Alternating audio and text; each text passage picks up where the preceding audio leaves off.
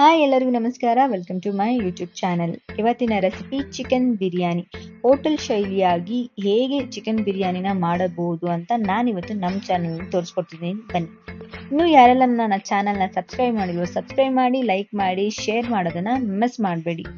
ಮೊದಲಿಗೆ ಜಾರಿಗೆ ಮೆಂತ್ಯ ಸೊಪ್ಪನ್ನು ಹಾಕೋತಾ ಇದ್ದೀನಿ. ನಾನಿಲ್ಲಿ ಮೆಂತ್ಯ ಸೊಪ್ಪು ಹಾಕೊಂಡಿದ್ದೀನಿ, ನೋಡ್ತಾ ಇರ್ಬೋದು ನೀವಿಲ್ಲಿ. ನಂತರ ಪುದೀನಾನ ಹಾಕೋತಾ ಇದ್ದೀನಿ ಇಲ್ಲಿ. ಜೊತೆಗೆ ಕೊತ್ತಂಬರಿ ಸೊಪ್ಪನ್ನು ಕೂಡ ಹಾಕೊಂಡಿದ್ದೀನಿ. ಒಂದೊಂದು ಇಡಿಯಷ್ಟು ಹಾಕೊಂಡಿದ್ದೀನಿ. ಮೆಂತ್ಯ ಸೊಪ್ಪನ್ನ ಒಂದು ಅರ್ಧ ಕಟ್ಟಷ್ಟು ಹಾಕೊಂಡಿದ್ದೀನಿ. ಇದಕ್ಕೆ ಸ್ವಲ್ಪ ನೀರು ಹಾಕೊಂಡು ರುಬ್ಕೊಂಡಿದ್ದೀನಿ. ಇನ್ನೊಂದು ಕಡೆ ಒಂದು ಪ್ಯಾನ್ಗೆ ಸ್ವಲ್ಪ ಎಣ್ಣೆನ ಹಾಕೊಂಡು ಚೆನ್ನಾಗಿ ಸ್ವಲ್ಪ ಬಿಸಿ ಮಾಡ್ಕೊಳ್ಳೋಣ. ಬಿಸಿ ಆದ ನಂತರ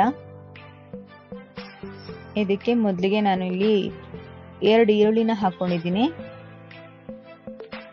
ಇದನ್ನ ಫ್ರೈ ಮಾಡ್ಕೊಳ್ಳೋಣ. ಗೋಲ್ಡನ್ ಬ್ರೌನ್ ಬರೋವರೆಗೂ ಚೆನ್ನಾಗಿ ಫ್ರೈ ಮಾಡ್ಕೊಬೇಕು. ಚೆನ್ನಾಗಿ ಫ್ರೈ ಆಗಲಿ. ಮೊದಲಿಗೆ ನಾನಿಲ್ಲಿ ಈರುಳ್ಳಿನ ಫ್ರೈ ಮಾಡ್ಕೊಳ್ಳೋ ಕಾರಣ ಏನಂದ್ರೆ ಟೇಸ್ಟ್ ತುಂಬಾ ಚೆನ್ನಾಗಿ ಬರುತ್ತೆ. ಆ ಕಾರಣಕ್ಕೋಸ್ಕರ ನಾನು ಈ ಮೊದಲಿಗೆ ಈರುಳ್ಳಿನ ಫ್ರೈ ಮಾಡ್ಕೊತಾ ಇದ್ದೀನಿ. ಇದೆಲ್ಲ ಚೆನ್ನಾಗಿ ಫ್ರೈ ಆದ ನಂತರ ಇದಕ್ಕೆ ಹಸಿಮೆಣಸಿನಕಾಯಿನ ಹಾಕೋತಾ ಇದ್ದೀನಿ. ಒಂದು 7-8 ಹಸಿಮೆಣಸಿನಕಾಯಿನ ಹಾಕೊಂಡಿದ್ದೀನಿ. ಖಾರಕ್ಕೆ ಎಷ್ಟು ಬೇಕೋ ಅಷ್ಟು ಹಾಕೊಳ್ಳಿ. ನೋಡ್ತಾ ಇರ್ಬೋದು. ಇದನ್ನ ಚೆನ್ನಾಗಿ ಫ್ರೈ ಮಾಡ್ಕೊಳ್ಳಿ. ಹಸಿಮೆಣಸಿನಕಾಯಿ ಹಾಗೆ ಈರುಳ್ಳಿನ ಚೆನ್ನಾಗಿ ಗೋಲ್ಡನ್ ಬ್ರೌನ್ ಬರೋವರೆಗೂ ಫ್ರೈ ಮಾಡ್ಕೊಳ್ಳೋಣ.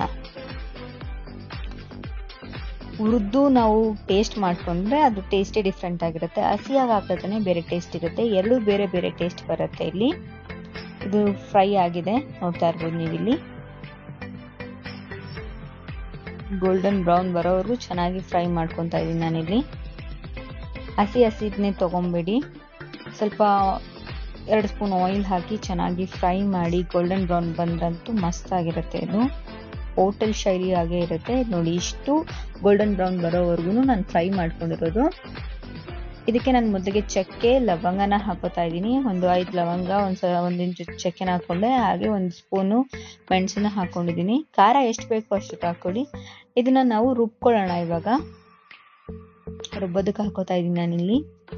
ನೀವು ಕೂಡ ಹೋಟೆಲ್ ಶೈಲಿಯ ಬಿರಿಯಾನಿನ ತಿನ್ಬೇಕು ಅಂದ್ರೆ ಹೀಗೆ ಮಾಡ್ಕೋಬೇಕು. ಇನ್ನೊಂದು ಕಡೆ ಕುಕ್ಕರಿಗೆ 1 ಕಪ್ ಆಯಿಲ್ನ ಹಾಕೊಂಡಿದ್ದೀನಿ. ಒಂದು 5ರಿಂದ 6 ಸ್ಪೂನ್ ಆಯಿಲ್ನ ಹಾಕೊಂಡಿದ್ದೀನಿ. ಇದು ಚೆನ್ನಾಗಿ ಫ್ರೈ ಆಗಬೇಕು. ಇದಕ್ಕೆ ಬೆಣ್ಣೆನೂ ಕೂಡ ನಾನು ಹಾಕೋತಾ ಇದ್ದೀನಿ ನಾನಿಲ್ಲಿ.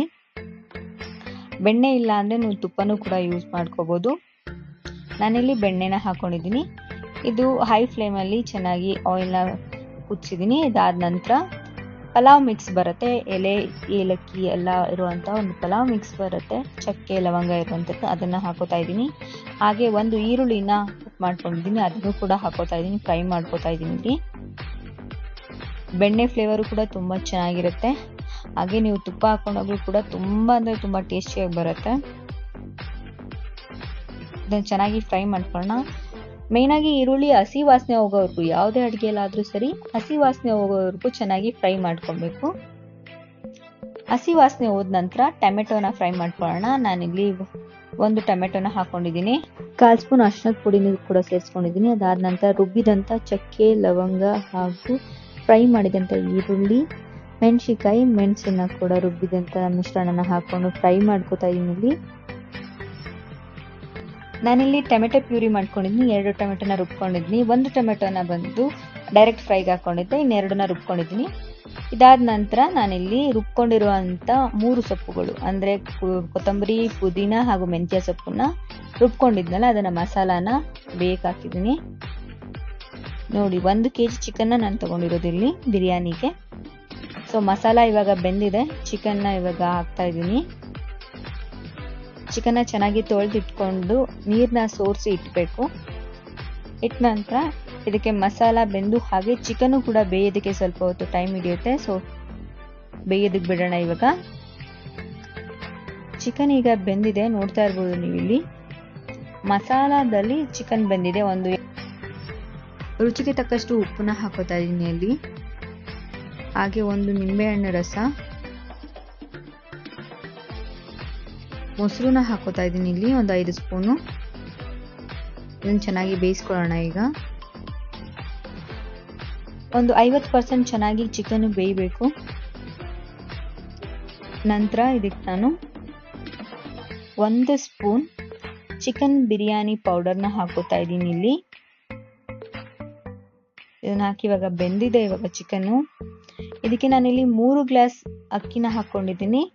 ಸೊ ಗ್ರೇವಿ ಜಾಸ್ತಿ ಇರೋ ರೀಸನ್ಗೆ ನಾನು 6 ಗ್ಲಾಸ್ ಹಾಕೋ ನೀರಲ್ಲಿ 5 ಗ್ಲಾಸ್ ನೀರನ್ನ ಹಾಕೋತಾ ಇದ್ದೀನಿ. ನೋಡ್ತಾ ಇರ್ಬೋದು ನೀವು ಇಲ್ಲಿ 5 ಗ್ಲಾಸ್ ನೀರನ್ನ ಹಾಕೊಂಡಿದ್ದೀನಿ. ಇದು ಒಂದು ಕುದಿ ಬರಬೇಕು. ಗ್ರೇವಿಲೇ ಚೆನ್ನಾಗಿ ಬೇಯಿಸಿದ್ದೀನಿ. ಇಲ್ಲಿ ನಾನು 3 ಗ್ಲಾಸ್ ಅಕ್ಕಿನ ತಗೊಂಡಿದ್ದೀನಿ. 3 ಗ್ಲಾಸ್ ಅಕ್ಕಿ ಅಂದ್ರೆ 1 kg ಲೆಕ್ಕದಲ್ಲಿ ಬರುತ್ತೆ.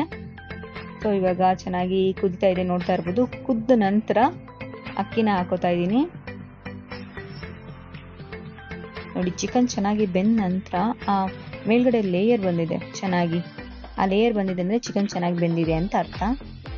ಆಯಿಲ್ ಬಿಟ್ಕೊಂಡಿದೆ. ಇವಾಗೆಲ್ಲ ಅಕ್ಕಿನೆಲ್ಲ ಹಾಕಾಗಿದೆ, ನೋಡ್ತಾ ಇರ್ಬೋದು.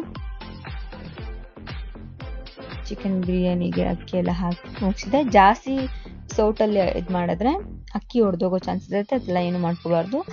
ಕುಕ್ಕರ್ ಮುಚ್ಚಕ್ಕಿಂತ ಮುಂಚೆ ನಾನಿಲ್ಲಿ ದೃಷ್ಟಿ ತೆಗಿತಾರೆ ಅದನ್ನ ಚಾಕುನ ಬಿಸಿ ಮಾಡಿ 3 ಸಲ ಹಚ್ಚಿ ಇಟ್ಟಿದ್ದೀನಿ.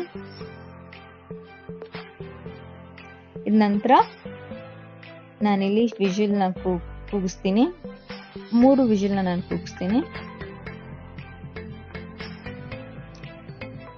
ನೋಡ್ತಾ ಇರ್ಬೋದು 3 ವಿಜಿಲ್ ಆಗಿದೆ. ಇವಾಗ ವಿಜಿಲ್ನ ತೆಗೆಯೋಣ. ನೋಡಿ, ಚಿಕನ್ ಬಿರಿಯಾನಿ ರೆಡಿ ಆಗಿದೆ.